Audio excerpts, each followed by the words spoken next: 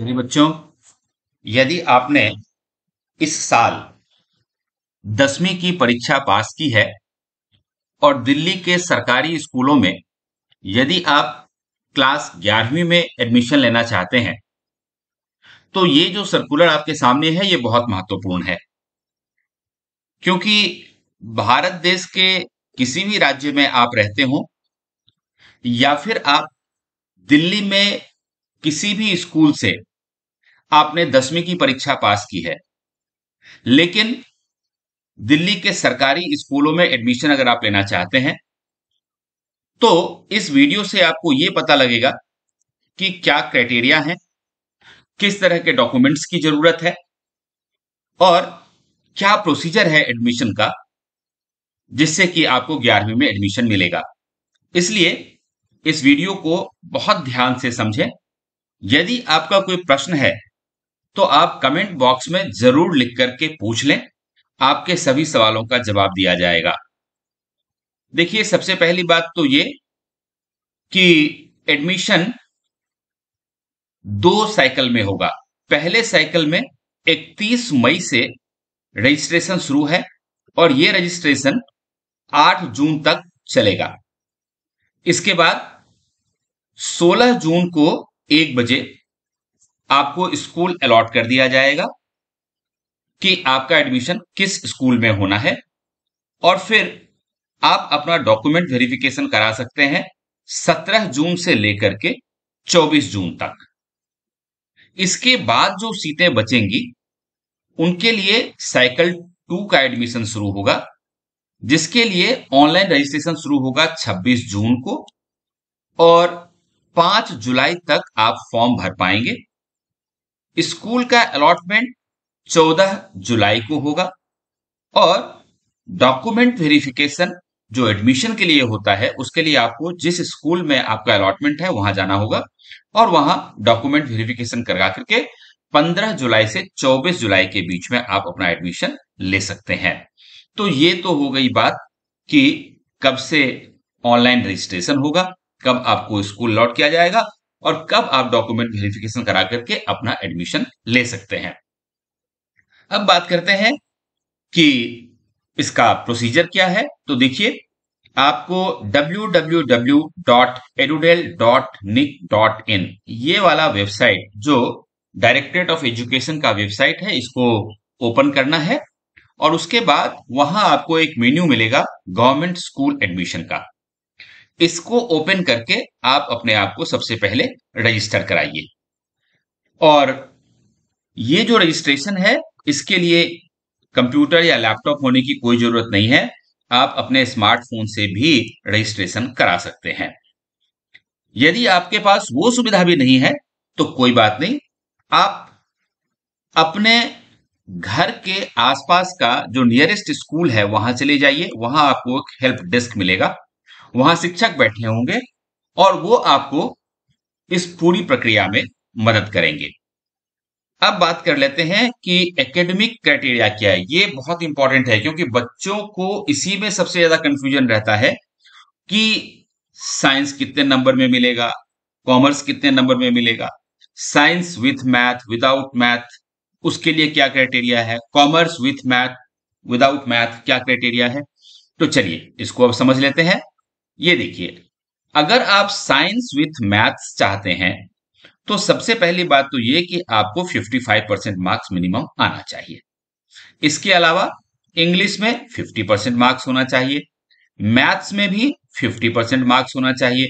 अब इस बात से कोई फर्क नहीं पड़ता कि आपके पास 10वीं में स्टैंडर्ड मैथ था या बेसिक मैथ था, जो भी मैथ हो, लेकिन कुल आपका 50% मार्क्स होना चाहिए और साइंस में भी 50% मार्क्स होना चाहिए। यानी कि साइंस, मैथ और इंग्लिश, अगर इन तीनों में आपके पास 50% मार्क्स है तो साइंस विथ मैथ आपको मिल जाएगा। लेकिन अगर साइंस विदाउट मैथ लेना हो तो सबसे पहली बात तो यही कि आपके पास मिनिमम 50% मार्क्स होना चाहिए, इंग्लिश में 50% मार्क्स होना चाहिए, साइंस में 50% मार्क्स होना चाहिए। यहां तक तो सब समान है, फर्क सिर्फ मैथ के मार्क्स में है। यदि आपके पास मैथ्स में 10वीं में 40% मार्क्स है तो साइंस तो आपको मिलेगा लेकिन मैथ्स नहीं मिलेगा। इसका मतलब ये हुआ कि साइंस विथ मैथ्स लेने के लिए मैथमेटिक्स में, चाहे वो स्टैंडर्ड हो चाहे बेसिक हो, 50% मार्क्स होना जरूरी है। अब बात करते हैं कॉमर्स। देखिए, कॉमर्स भी विथ मैथ मिलता है और विदाउट मैथ मिलता है। तो अगर कॉमर्स विथ मैथ्स आप लेना चाहते हैं तो मिनिमम आपके पास 50% मार्क्स होना चाहिए 10वीं में। इंग्लिश में 45% होना चाहिए, सोशल साइंस में 45% होना चाहिए, और कॉमर्स आप विथ मैथ लेना चाहते हैं तो आपके पास 50% मार्क्स मैथ्स में होना चाहिए। चाहे आपने स्टैंडर्ड रखा था या फिर बेसिक रखा था, उससे कोई फर्क नहीं पड़ता। लेकिन अगर आप कॉमर्स विदाउट मैथ चाहते हैं तो उस कंडीशन में मैथ की बात ही नहीं होती। 50% आपके कुल मार्क्स हों 10वीं में, इंग्लिश में 45% हो, या फिर हिंदी में भी 45% है तो चलेगा, और सोशल साइंस में 45% मार्क्स हैं तो आपको कॉमर्स विदाउट मैथ्स मिल जाएगा। इसके अलावा यदि आप ह्यूमैनिटी चाहते हैं तो सिंपली आपको 10वीं में पास होना चाहिए। अगर आप पास हैं तो फिर आपको ह्यूमैनिटीज मिल जाएगी। लेकिन अगर आप चाहते हैं कि ह्यूमैनिटीज में आपको इकोनॉमिक्स मिले, ये देखिए, ये इकोनॉमिक्स अगर आप चाहते हैं तो इसका मतलब ये हुआ कि सबसे पहले आपको पास होने में 45% मार्क्स होना चाहिए, यानी 10th में आपके पास 45% मार्क्स होना चाहिए, तभी आपको इकोनॉमिक्स मिल सकता है। अदरवाइज अगर 45% से कम है तो आपको ह्यूमैनिटीज तो मिलेगा लेकिन इकोनॉमिक्स नहीं मिलेगा।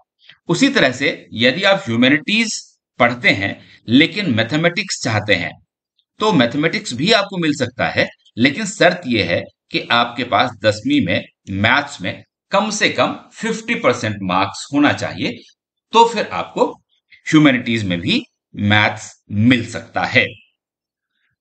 अब इसके अलावा देखिए, ये तो क्राइटेरिया हो गया कि भाई कितने मार्क्स आपके हों तो आपको एडमिशन मिलेगा।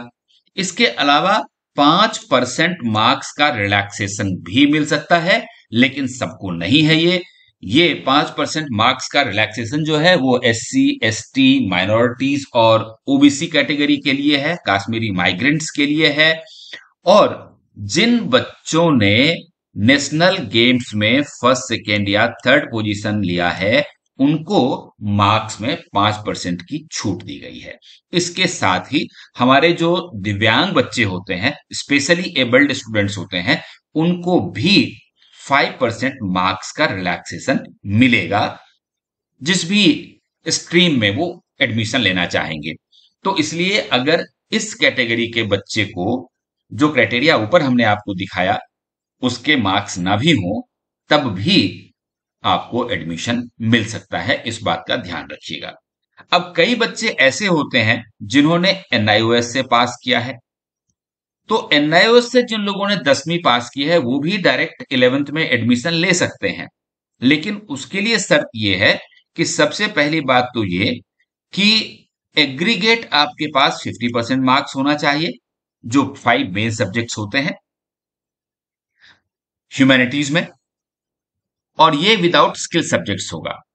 और जिन बच्चों के 50% या एबव मार्क्स हैं मेन 5 सब्जेक्ट्स में, उनको ह्यूमैनिटीज में एडमिशन तो मिलेगा लेकिन उनको स्किल सब्जेक्ट्स के साथ मिलेगा। स्किल सब्जेक्ट्स का मतलब होता है IT है, TT है, रिटेल मैनेजमेंट है, वेलनेस है, ये सारे सब्जेक्ट्स। तो ये NIS से जिन बच्चों ने 10th पास किया है उनके लिए ये वाला क्राइटेरिया है। अब एक दिक्कत आती है उन बच्चों की जो दूसरे स्टेट में रह रहे थे या किसी दूसरे स्टेट से उन्होंने क्लास 10वीं पास की और उनको ऑनलाइन एप्लीकेशन देने में दिक्कत आती है। तो ऐसी स्थिति में इस सर्कुलर में यह कहा गया है कि आप अपने स्कूल के अपने घर के नजदीक जो आपका स्कूल है वहां आप 5 जुलाई 2023 तक मैनुअल एडमिशन करवा सकते हैं। अब बात कर लेते हैं एज क्राइटेरिया की। तो देखिए, क्लास 11 में एडमिशन के लिए आपका एज 15 साल से ज्यादा होना चाहिए, यानी कि 15 साल आपका कंप्लीट हो जाना चाहिए, लेकिन आपकी उम्र 17 साल से कम होनी चाहिए। और ये जो एज है ये 31 मार्च 2023 को गिना जाएगा, और इसमें कोई रिलैक्सेशन आपको नहीं मिलेगा। लेकिन 1 साल तक की छूट उन बच्चों को दी जा सकती है जिन्होंने 10वीं पास किया है किसी भी रिकॉग्नाइज्ड बोर्ड से पूरे देश में, और उनका कोई गैप ईयर नहीं रहा है, तो उस कंडीशन में उनको 1 साल की छूट दी जाएगी। और यदि किसी बच्चे का गैप ईयर रहा है तो उस कंडीशन में 6 महीने का एज रिलैक्सेशन दिया जा सकता है हेड ऑफ द स्कूल्स के द्वारा। ये बहुत इंपॉर्टेंट बात है, जिन बच्चों का गैप ईयर रहा है वो इस बात को अच्छी तरह से समझ लें और नोट कर लें। जो बच्चे स्पेशली एबल्ड हैं या फिर जो है दिव्यांग हैं, तो उनके लिए 6 महीने का एज रिलैक्सेशन दिया गया है, और 4 years in the upper age is also granted by the HOS। Lower age में 6 months और अपर एज में 4 years, ये HOS के द्वारा छूट दी जा सकती है। और इसके अलावा जो डायरेक्टर एजुकेशन है वो अपने डिस्क्रिप्शन पे भी अपर एज में जो डिजर्विंग स्टूडेंट्स उनको लगेंगे उनको एडमिशन के लिए छूट दे सकते हैं, ये उनका पावर है। अब आइए अब ये देख लेते हैं कि जब आपका एडमिशन होगा तो उस समय आपको कौन कौन से डॉक्यूमेंट्स आपको देने हैं। लेकिन उससे पहले एप्लीकेशन फॉर्म में कौन कौन सी जानकारी आपको देनी होगी उसको देख लें, क्योंकि इन चीजों को अगर आप पहले से रेडी रखेंगे तो आपके लिए फॉर्म भरना बहुत आसान हो जाएगा। तो देखिए, सबसे पहले पर्सनल डिटेल, जैसे आपका नाम, फादर्स नेम, मदर्स नेम, आपका जो रेजिडेंशियल एड्रेस है वो, और फिर डिटेल्स ऑफ लास्ट स्कूल, आपने जहां से 10वीं पास की है, ये जानकारी अपने पास रेडी रखिए। उसके बाद आपका जो आधार नंबर है उसको रेडी रखिए, और फिर आपका एक bank account number of the child along with the name of the bank branch and it's IFSC code. तो बैंक अकाउंट खोल लीजिए और उसका पासबुक रेडी रखिए। डेट ऑफ बर्थ जो आपका है वो रेडी रखिए आप अपने पास, और आपने जो सब्जेक्ट्स पढ़े हैं 10th में और आपको जो मार्क्स मिले हैं वो भी रेडी रखिए। इसके बाद आपको जिस स्ट्रीम में एडमिशन चाहिए, science with math, science without math, commerce with math, commerce without math, या फिर ह्यूमैनिटीज, तो वो आपको सेलेक्ट करना होगा। और उसके बाद आपको अपनी मार्कशीट अपलोड करनी होगी वेबसाइट के ऊपर, और ये जो मार्कशीट होगा ये PDF फॉर्म में होना चाहिए, और इसका जो साइज है वो 300 KB से ज्यादा नहीं होना चाहिए, इस बात का जरूर ध्यान रखिएगा। इसके अलावा जो इंपॉर्टेंट बात कही गई है वो ये है, देखिए, कि यदि आपको लगता है कि आपको हेल्प डेस्क की जरूरत है, तो किसी भी मॉर्निंग या जनरल शिफ्ट स्कूल में अगर आप जाएंगे तो 9 बजे से 12 बजे तक वहां पर हेल्प डेस्क लगा होगा, और वहां शिक्षक बैठे होंगे जो आपको मदद करेंगे। और यदि आप इवनिंग शिफ्ट स्कूल में जाना चाहते हैं तो 1:30 से 4:30 बजे तक आपको वहां हेल्प डेस्क पर शिक्षक मिलेंगे, जो आपको एडमिशन के लिए रजिस्ट्रेशन कराने में और इन सारे क्राइटेरिया को समझाने में मदद करेंगे। इसके साथ ही एक हेल्पलाइन नंबर भी जारी किया गया है, जिसका नंबर ये है, देखिए, 1800116888। ये बिल्कुल टोल फ्री है, इसमें एक भी पैसा आपको नहीं लगेगा, चाहे देश के किसी भी कोने से आप फोन करें। और ये नंबर जो है 7:30 बजे से शाम के 6:30 बजे तक काम करेगा, सभी वर्किंग डेज में। संडे को छुट्टी रहती है, उस दिन ये काम नहीं करेगा, या फिर कोई नेशनल हॉलिडे है तो उस दिन भी ये काम नहीं करेगा। तो इस हेल्पलाइन नंबर पे भी आप फोन कर सकते हैं, और एडमिशन से संबंधित जो जानकारी आप प्राप्त करना चाहते हैं वो आपको दी जाएगी। अब देख लेते हैं कि कौन से डॉक्यूमेंट्स की जरूरत है। जब आपको स्कूल अलॉट हो जाएगा और स्कूल में आपको डॉक्यूमेंट वेरिफिकेशन के लिए जाना है, तो कौन कौन से डॉक्यूमेंट्स आपको ले जाने चाहिए। तो सबसे पहले तो आपको proof of date of birth लेके जाना पड़ेगा, और इसमें जो आपको स्कूल लीविंग सर्टिफिकेट मिलती है लास्ट स्कूल से जहां से आपने पास किया है, वो सबसे महत्वपूर्ण डॉक्यूमेंट माना जाता है।